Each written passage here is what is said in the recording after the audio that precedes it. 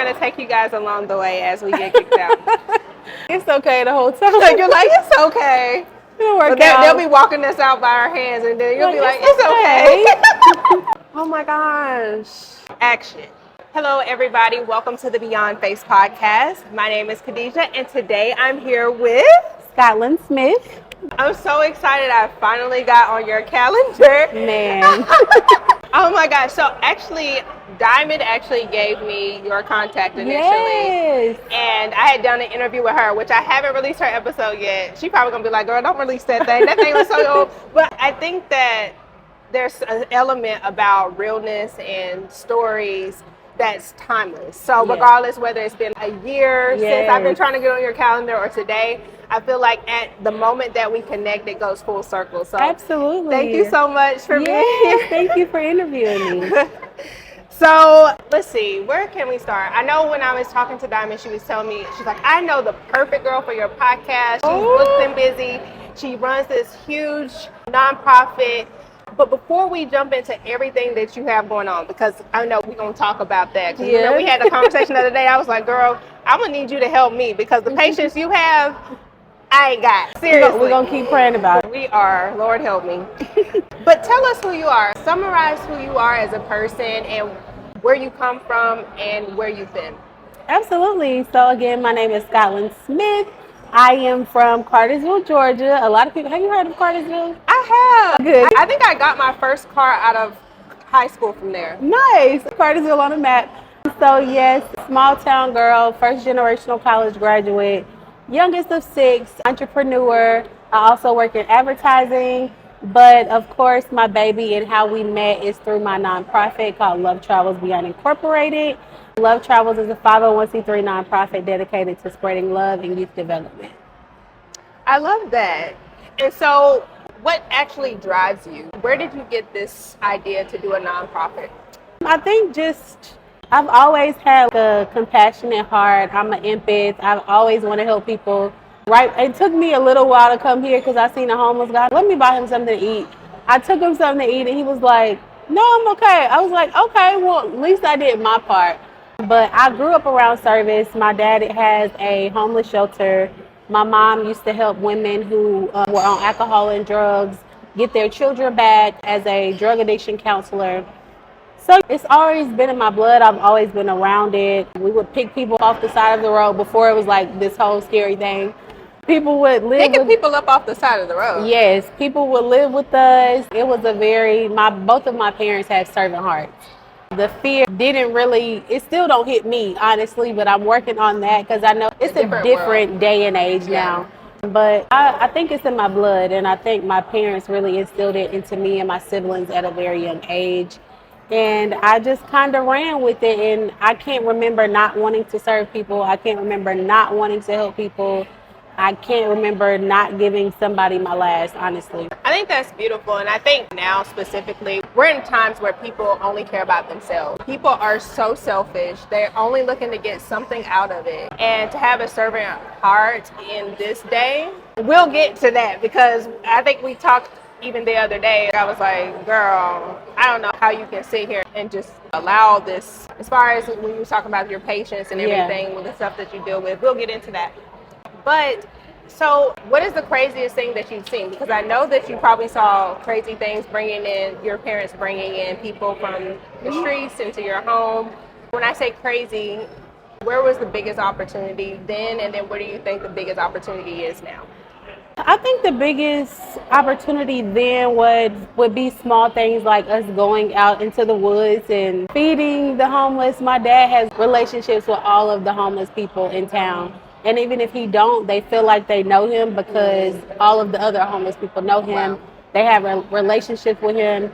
And the thing about the homeless and people in need, they were once people with degrees and jobs and families and all of these things. But unfortunately, with mental health, with drug addiction, people end up on the street. But I can tell you so many homeless people that can read the Bible front to back. Any verse, any word, they're able to quote the Bible front page to back page. Used to be college professors, used to be a lot of different things. And I always tell people you never know what position you will be in life. You don't know what God is keeping you from, what He saved you from. So you really just have to be thankful, serve His people, and ultimately be kind. I would say in college, because I feel like it's three different pieces: growing up in college and then where I am now. In college, I think the biggest opportunity for me was a lot of the students that were suicidal. They wouldn't call 911, they wouldn't call their parents, they wouldn't call a counselor, they would call me. And it felt heavy at the time. Now that I'm an adult, I don't even realize how big that was to be trying to help people in that situation. Girl, you are not a counselor. Right. But I was able to build that trust with people to where they felt comfortable. And even if I didn't have the answers, being able to guide them into the right direction and help them find help. And now, as a 30-year-old, I would say the biggest opportunity is the youth. I started when I was 17, so I want to encourage the young kids to start now. Don't wait till you get to college. Yeah. Don't even wait till you're 17. Yeah. And it's never too late to start giving back. It's never too late to become an entrepreneur or follow your dreams as well. So I'm real big on building the youth up, taking them along with me as I serve the community. Today I was at the school talking to some kids, helping them out. And I think the biggest blessing in all of that is people know that they can call me when they need me. And even if I can't help them, I'm going to try to find the help for them. I love it. Loyalty is so important, Yeah. and especially where you have boundaries and you can differentiate who you should help and who you shouldn't. But you said a lot just there. You said something about the homeless people. Everybody's a paycheck from being homeless. Listen, today, after a year job loss, you can literally say that again. Yes. It's wild because you would think, oh, automatically people see a homeless person. Oh, this person's crazy. This person's on the street. This person's on drugs. But like you said, these people were accountants. These people were once doctors, accountants, and now whatever circumstance came their way, they lost it all. I went to a forum a couple of years ago, and it was about homelessness, and it really changed my perspective on homeless people. So I'm so happy that you guys had been doing that back then and going into the woods. What were they doing in the woods? We still do for Thanksgiving. So with the homeless community in the woods, sometimes that's the only place they can set up their tents. They'll set up propane tanks. They'll have barbecue grills. They literally build wooded communities until they're kicked out and have to find the next place. And so how do you guys find these homeless camps? Because I know, or you guys have It's more so word of mouth with my dad having such a great relationship with the people that are homeless. That's so beautiful. I live in Charlotte, and they actually built those homeless, communities on the side of the street during COVID. But then they shipped them to hotels. They were like, oh, no more. So it's good that there's a place where people know that they are, so that they can get the help that they need because they're also human. And then the youth it's so funny because when we were young, they used to tell us the children are the future. And I think that this generation is in a special place. And you tell me if you've seen this as well, but this generation is in a special place because I feel like this is the forgotten. These kids are trying to figure it out with all that's going on. So I guess things that you've seen for the youth in the community, and also tell us about your nonprofit that you actually help build them up. So that's very true, and it gets me a little emotional because I think about all of these kids who feel like they don't have a voice. I think about these kids who see their parents in certain situations. I think about the children who don't have confidence. I feel like millennials had a certain confidence about themselves, and I feel like the digital day and age has broken our youth. It's always somebody to compare yourself to. It's always a lifestyle to compare yours to. It's always something that you don't have. It's always parents that's not like yours. There's always something to wish you had more of. We had to call after 7 o'clock and had minute phones and, you know what I'm saying, MySpace. It just wasn't our camera quality. You wasn't comparing. I can see all my zits, all my information. And even how they dress, affordability. It's just, they're wearing designer in high school now.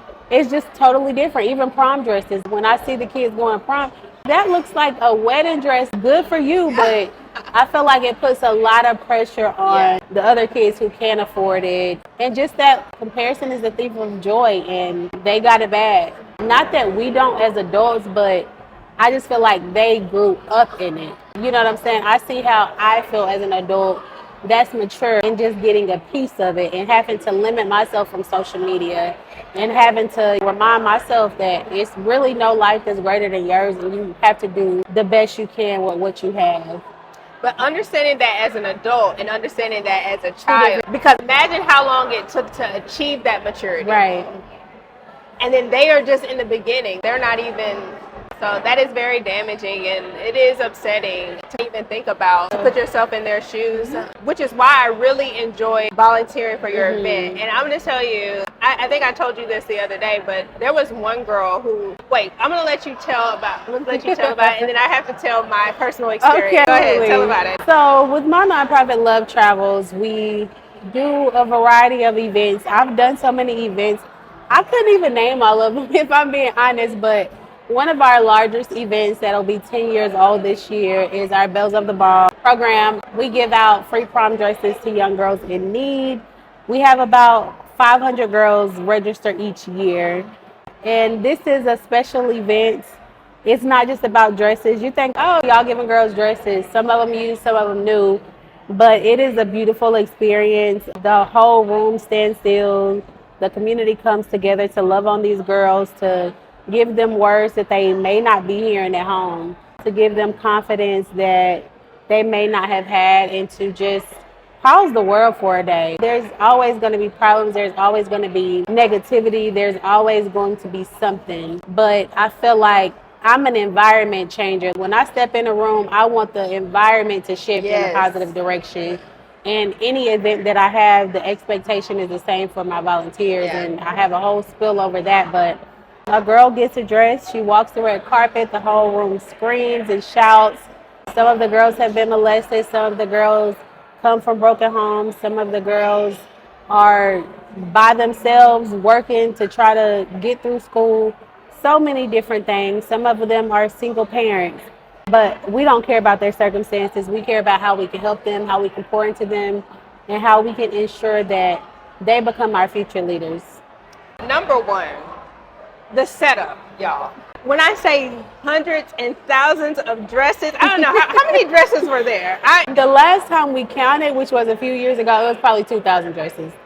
Baby, the setup by alone, I could only imagine the coordination and what it took to get the volunteers, finding the right people to volunteer. I'm sure you probably have a Rolodex now, but just the planning that goes into it.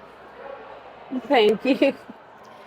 And then the event itself, as she said, literally, it was a different experience. I'm telling you, as a person who, I'm not impressed by much. Your girl has a numbness. I'm not, but it made me feel so good to be there. And there was one girl who she couldn't find a dress her size, and she was just getting upset. And her friend had found 5. She started crying. I was just like, girl, I'm gonna find your dress. And so I found her dress, and she was happy, and the mom was crying. And it is literally, you may not think that the little moments matter till you have a moment like literally changes your entire perspective about just supporting somebody who needs it.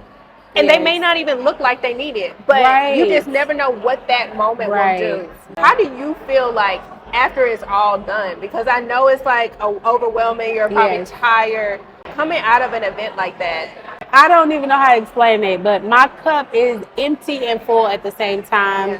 The events take months of planning, mental preparation, because I'm an empath. I feel everything these girls go through. I'm thinking about their stories. I'm thinking about how I can help them further than a dress.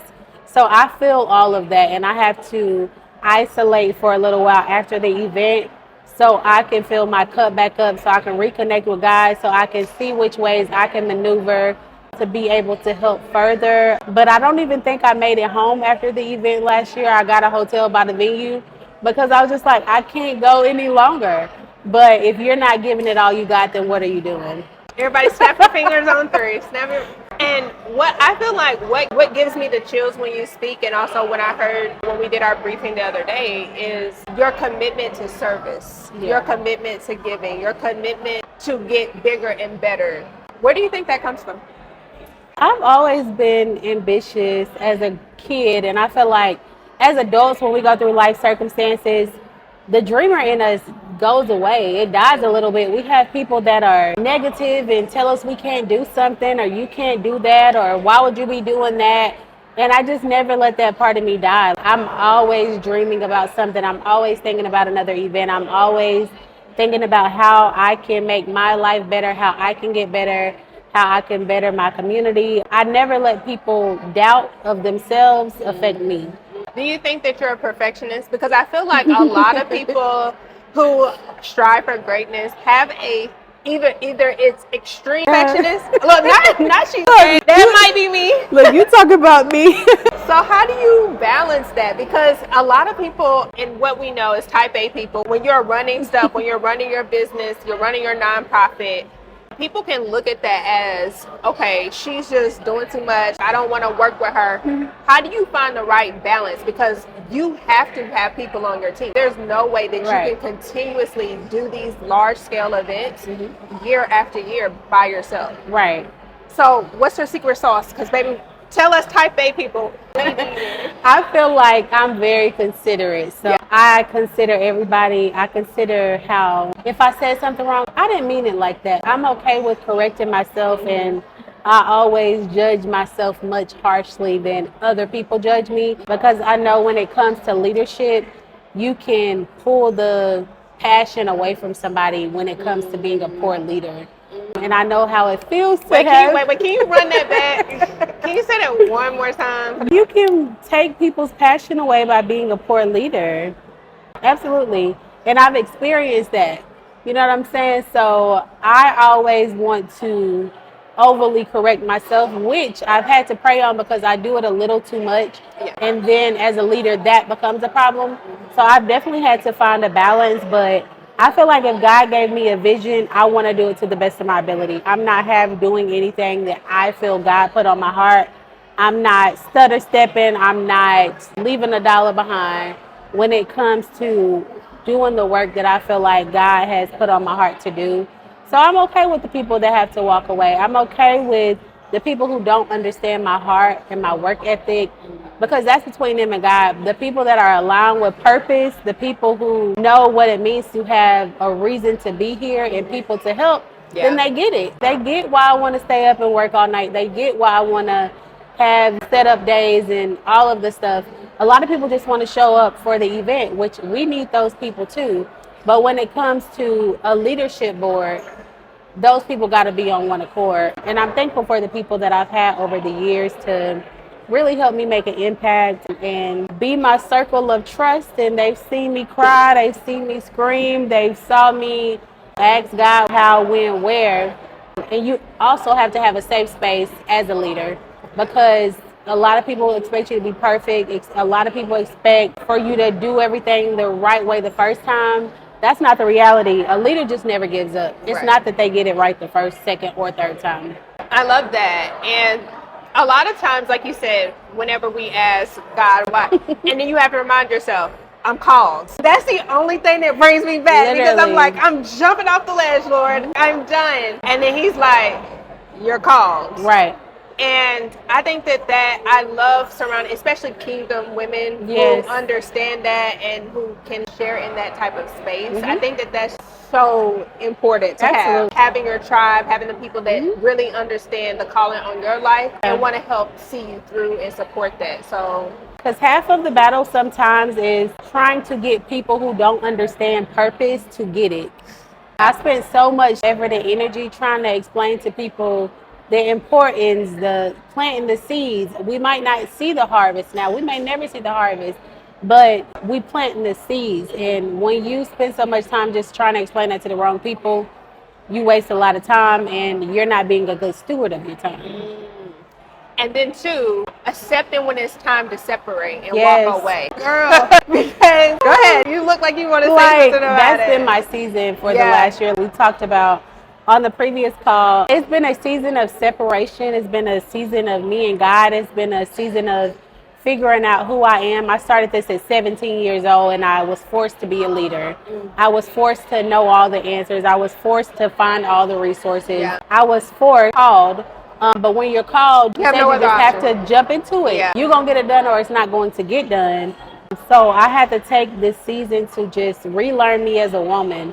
I started at 17, so I need to know 30-year-old Scotland.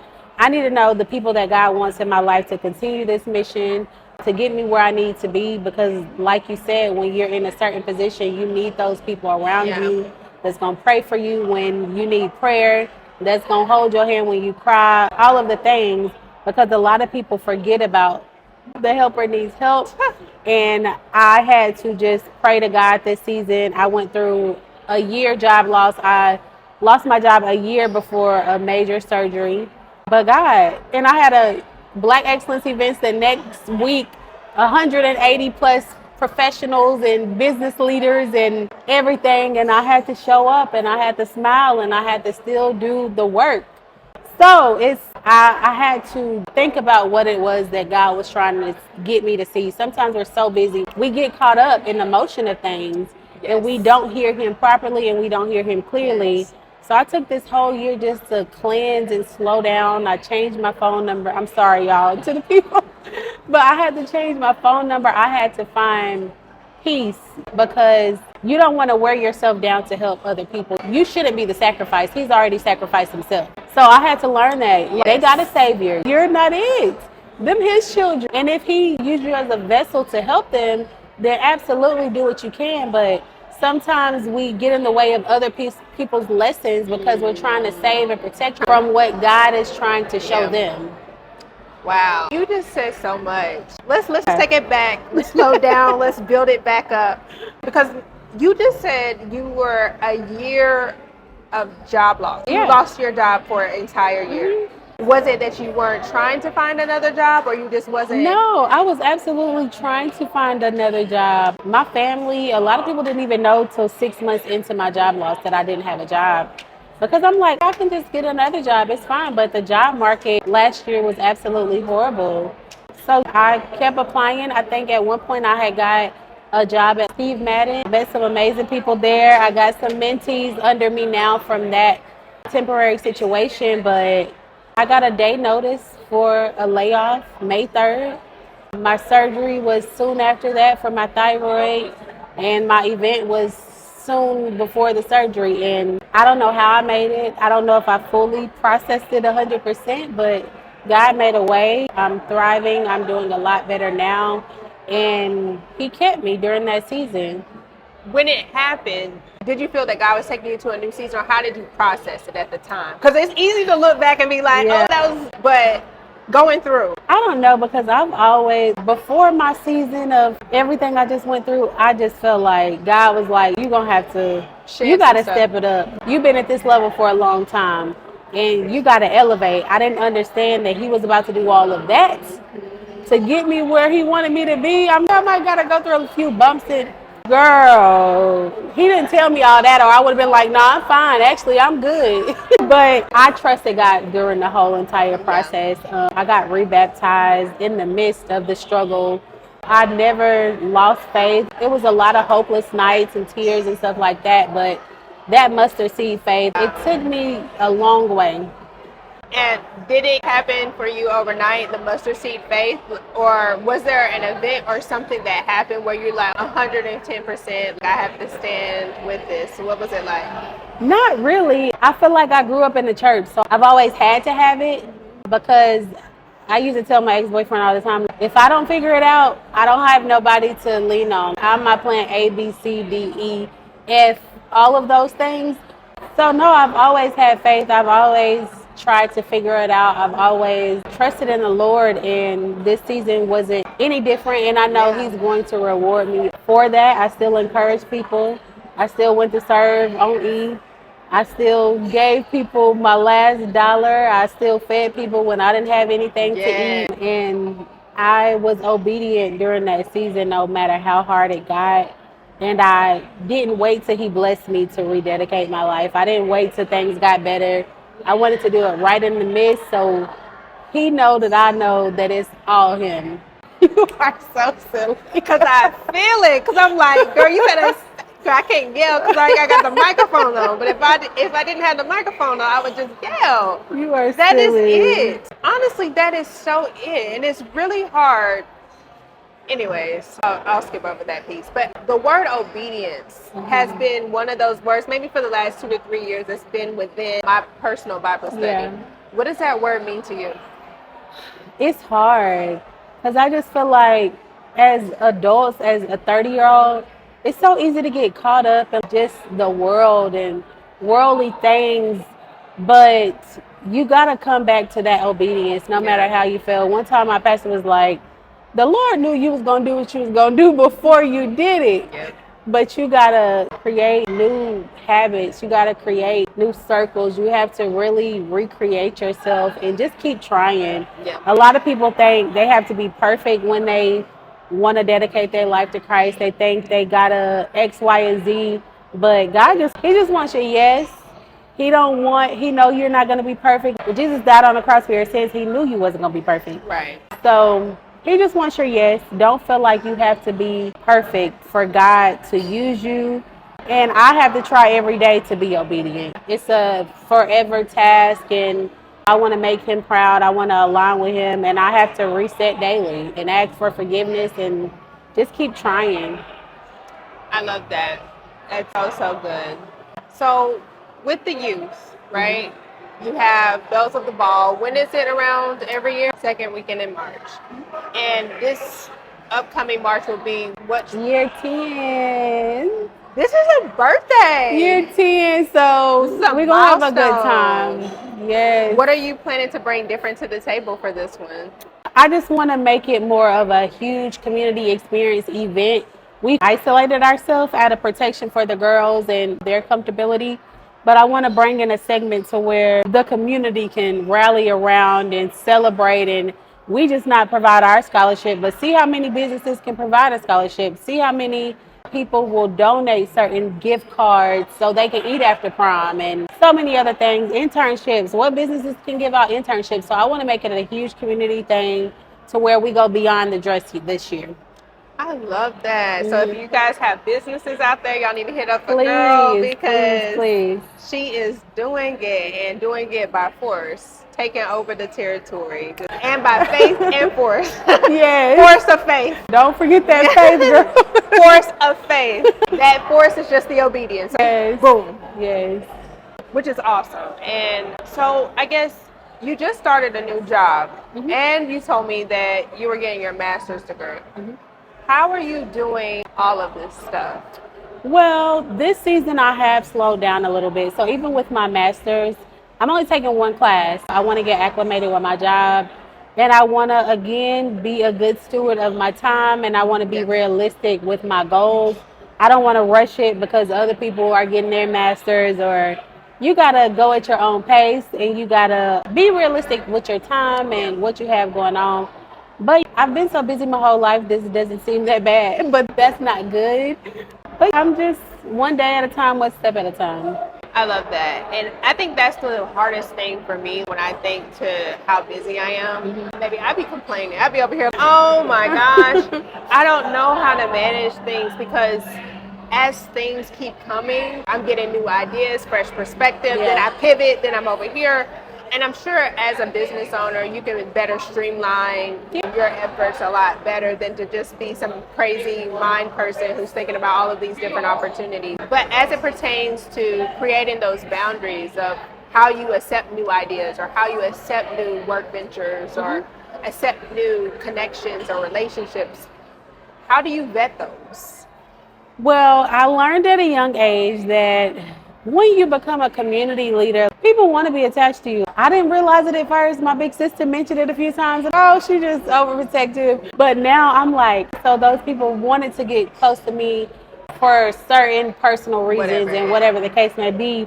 So I had to start praying on opportunities that I took. I had to step away from some business relationships. I had to not say yes to every opportunity. Because when you're a nonprofit, people, of course you're supposed to do it. Of course you should say yes. Of course you should do X, Y, and Z, but that's not realistic. You want to be aligned, and you want to connect with people that are aligned with the vision and all of those things. So I had to just pray for more discernment, because being an open person is a dangerous game when it's a lot of different people out there wanting a lot of different things. And looking to invade in a lot of different ways. So I still pray for discernment daily, but I'm also connecting the dots back to purpose. Does this align?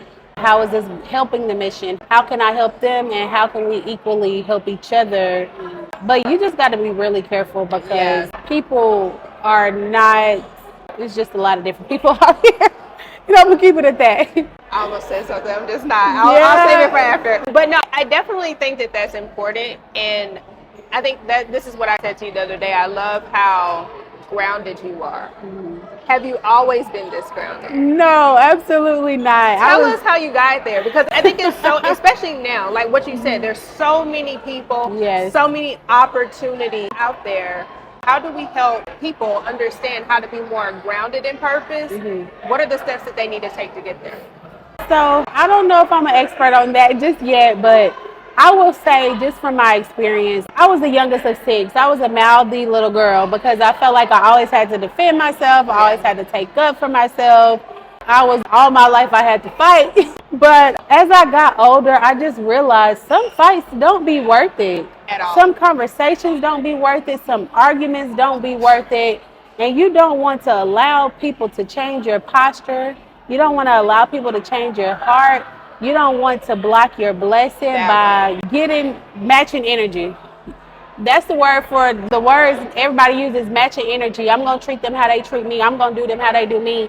And I just was like, it's not worth it to me. I don't want to be mean and nasty to you. I want to love you. I want to show you compassion. I want to show up for you. I don't want to miss milestone moments because you were mean to me. So I just started loving people anyway. I started showing up for people anyway, and they looking at me like, what's wrong with you? No, what's wrong with you? Yes. What's wrong with you that you will allow your human self to not allow God's love to show? And once I understood that fact, I could smile at people I know can't stand me. I can feed them if I know they probably done starved me in situations or said something to where they have cost me resources. I'm still going to love them. I'm still going to speak. I'm still going to all of those things. But I do set boundaries with certain people once I know that you knocking me off my purpose. Your energy is infectious. Kindness is contagious. But sometimes people walk around with a dark cloud over them. And although we want to be the sunlight and we want to shine, that's just not the reality. And that's their own individual journey with God. So I love the people that I can love. I give people my all. I lost my best friend in college, so I know what it feels like for people not to be here. So I don't allow small things to get in the way. I don't allow things of this world to change my love for people. She should be in a pageant, y'all. Like, her answer is so pageant perfect. We do have a pageant for the young girls. Listen, I'm throwing a pageant. I am. Actually, you're going to be in it too. We signing you right up. Sis one. Well, you got to be in there with me. Oh, no. I don't have those answers. I got the energy, but the answers. Baby, that is so good, though. And I love, you said the one thing, though, that had been something that I had to prioritize, which is to be careful about how you allow other people to change your heart, or to not let other people change your heart. That is so real and so deep. I don't know if y'all caught it, but that is so deep, because there's all types of situations where people are just pushy, and I think we talked about it the other night. It's just like, when you show up and you are who you are and people just hate you for that. Yes. It'd be like, baby, yes. I really want to say something to you to hurt your feelings, because it runs across my head really quick. You said you're a young shooter. I still grew up in the hood. Do not get it twisted. Look, you're a shooter, and it comes. Right. You ain't got to think about it. You ain't got to, none of that. So it's out before you blink. But then it's just like, what does that really do for you in that moment? And then you feel like, what do you feel like afterwards? And so I'm just happy to hear that's how you prioritize things, and I think a lot of people could learn from that. And I think that's where a lot of trauma comes from. So for example, if you experience a lot of trauma as a kid, as an adult, what you had in your heart from that built up of the trauma, it comes out. Absolutely. And I don't think people really know, because they worked so hard to not address those things. Exactly. And then now they're just this nasty person. And you become the people that you hate. and they're disgusting. And then they don't see it. But I think of the time that I've just been so angry and I just wanted a hug. I think of the Yeah. young girl that was so snappy and I just wanted a hug. I just wanted love. I wanted somebody to care about me. I wanted somebody to show me that they value me even at my worst. Yes. And as humans, and as much as forgiveness as we ask God for, we're horrible at it. The compassion that He gives us daily, the everything that He gives us, is so hard for us to give other people. That's the other thing that I have to always keep in mind. At first, it was the heart thing, but that piece, how do you, if God stopped loving you in the way that you stopped loving all these other people, how would you be? Right. What type of world would this be? So, girl, that is good. And it's also life-changing. It changes the way you think about things. Yes. It changes the way you act towards things. Now, sometimes you might slip. I still slip. And repent later. Yes. But it's having that conviction to do so. Absolutely. It's having that conviction to do so. Absolutely. And I always tell my ex-boyfriend, I grew up in a household where words, they just used as weapons. And I was moving through life like that. And he told me, you can't say anything to me and then apologize for it. Once you say something, it's in the atmosphere, it's in the earth, it's in the world. And I never want to be the reason somebody goes off the edge. I never want to be the reason somebody gives up. I never want to be the reason that somebody don't believe in God, because you believe in God, but you acting this way and you're treating me this way. So I had to adjust, and still to this day, I have to be like, you know what, I'm sorry, and I didn't mean that. And a lot of that anger comes from hurt. So I try my best to just communicate, deal with hurt in situations that I felt. You can't always expect apologies from people because they're not there yet. But you got to learn how to move on with your life without an apology. Say that again. I don't think I heard you correctly. You have to learn to move on with your life without an apology, because then they win. You're the only one stuck. They moving on with their life. They good. It ain't even on their heart. They probably don't even remember. That's deep. And it seems like an easy task too, but I guess you have to prioritize the growth from a situation more than you emphasize the hurt that you felt. Absolutely. And there's still wounds and stuff that I'm healing today. And sometimes salt is poured on the wounds by the same people who cut you.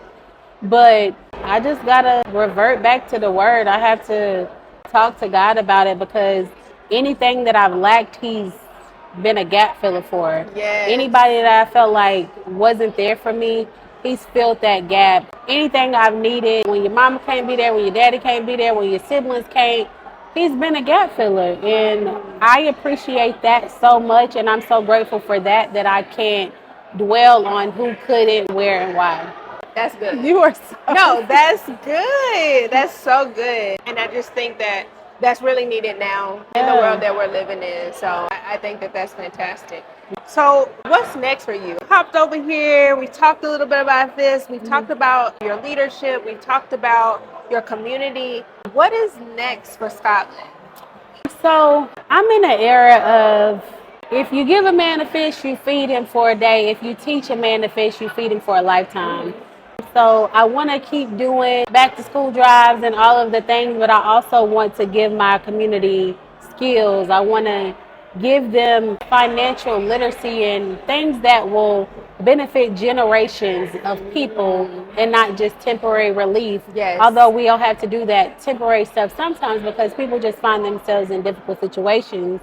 But I'm more into the longevity of things now and really making an impact in all of the things. But I eventually want to write a book. I want to become a travel agent because I think it's so important for people to see the world outside of their communities and their neighborhoods. And you think that it's just one mindset in this world, and it's just not. I love to travel, and I want people to know you can experience that for an affordable price. And I'm just going to continue to serve the youth and be to them what I wish I had. Your emphasis on community and taking it from all the way from starting a nonprofit for young women to now impacting family and generations, I could just see it grow. It's just like something that's just growing. Mm-hmm. If money wasn't an object, right, what would be the thing that you would want to fix for all of the people that you touch? Whew, I thought about this the other day, and it's so funny that you are asking me this, but poverty. Yeah. I feel like I would have experienced a completely different mother if it wasn't for poverty. I feel like a lot of the issues that these kids are dealing with is because their parents are so stressed out about bills, so busy trying to make a way out of no way. And it's just like some of these kids are just being cheated out of life due to funds. And while money doesn't make you rich, who some people become when they don't have money is a total different ball game. When that life is just as valuable, but it would just be so these kids can experience life without struggle. And what is the biggest misconception about the groups that you support? I feel like once a certain age group of people think about the youth is just, oh, they bad and they that and all of the things, and I think they forget where they came from. I think they forget who they used to be. I think they forget where God has brought them from. So it's great kids with great hearts. They end up in horrible situations because of some of life circumstances that they couldn't help, that they didn't ask to be brought into, and they don't have mentors or role models to tell them, no, that's not right. Or no, you need to look at this a different way. Or you need to stop surrounding yourself around people. Think of the best athletes in high school that you may have known that messed up a college scholarship because they were doing bad stuff with the wrong people or just at the wrong place at the wrong time. And unfortunately for our community, we don't get the privilege to mess up. And how can the community help now? I think small ways that the community is help. Find a youth. Yeah. Find one person in your community and just pull them up by the bootstraps. I think of so many times to where I just wanted a hand. I just wanted somebody to see me, to hear me. So I would just challenge everybody to find one child in your community and just help guide them along the way. You can't assume that their parents are doing it. You can't assume their school is doing it. It's a lot of fed up grown-ups and it's reflecting back onto the kids. So I would just say, I would challenge everybody to find a youth to pull up. And I would also challenge everybody to practice kindness. If your food not right, don't snap on somebody. If it's traffic, don't snap on somebody. Because you never know if you could be their last straw. You never know if you could be the reason that they go over the edge. And that's just the reality of today. Which is kind of scary. It is. So you just never know. But you can also follow lovetravels.org. That's our website. And then our Facebook is Love Travels 101. If you're in the Atlanta area or any area really, because I have people that ship dresses to us. I have people that fly up and help us out for our prom dress event. So we would love to have you a part of our community. If you're thinking about a prom dress event in your neighborhood or your community, I would love to help you with that. If you want to start a nonprofit, I always teach people by my mistakes. So many communities can be helped. Scottlin, this was so great. I love talking to you. Girl, and we can do this again. I In a couple months, we need to wrap it up again. Because I think what's so beautiful about just the things that you talked about today, it's just that you can tell it comes from a real place and it comes from a genuine place of wanting to help. It's very rare. You're a very rare person. Thank you. Do you understand that? Thank you. I appreciate that. But do you understand that? I do. And so the calling on your life, I can see it radiate from you, how you speak about these things and all of the importance to you. I think it's so phenomenal. So Thank you. The more that we can give you flowers, girl, we will. Thank you so much for being a part of the show. No, thank you for being a part of the show. Yes, thank you.